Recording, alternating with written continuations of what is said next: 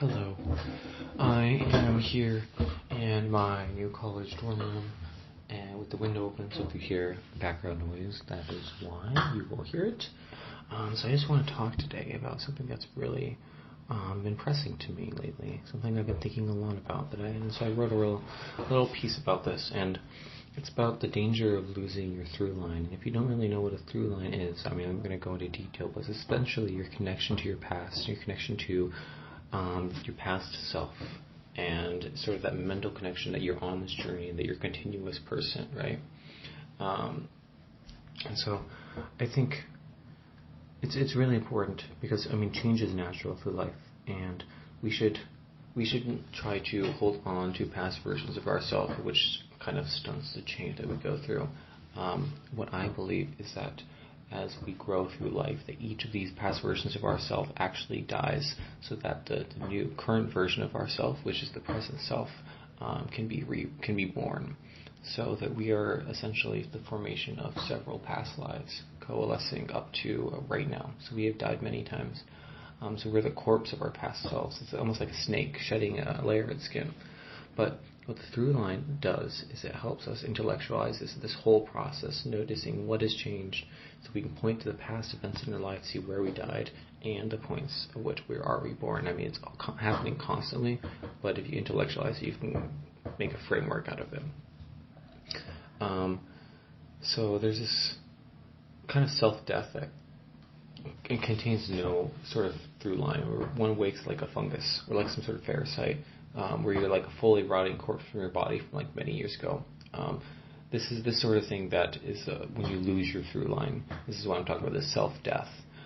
You don't notice it until it's too late. So if you look back, you cannot see where the past version of yourself that became the you that exists today, you can't see where it splits off. And this is because you didn't really lose it you didn't lose it at one point, you lost yourself along the way. Your through line loses its tautness, it falls to the ground, but life continues on, and you're not looking back. This is what happens when you have this self-death. You don't look back, or maybe you just not aware enough. You continue on through life until you're woken from this parasitical rebirth that's constantly happening, but this time it's a parasitical one because you notice that the string that once connected every installment of yourself has been lost along the way. So now you're kind of emerging as like a parasite from this body that you're no longer connected to. So you cannot even be sure when you lost it. The tight hold that you once had in this line, it loosened throughout the years. So the tension between the line that you held and the line of the birth of your existence began to droop. This is why you never noticed it fall in the first place. You became complacent with the line drooping. Then when it fell down, it was falling so low that you noticed no change at all, none whatsoever. It just gently falls to the ground without you noticing that there's like a change in the tautness. And because you did not notice it fall, you cannot go back to retrieve it. Sometimes in life, people experience an event which causes them to become disconnected with their through line and their inner sense of self.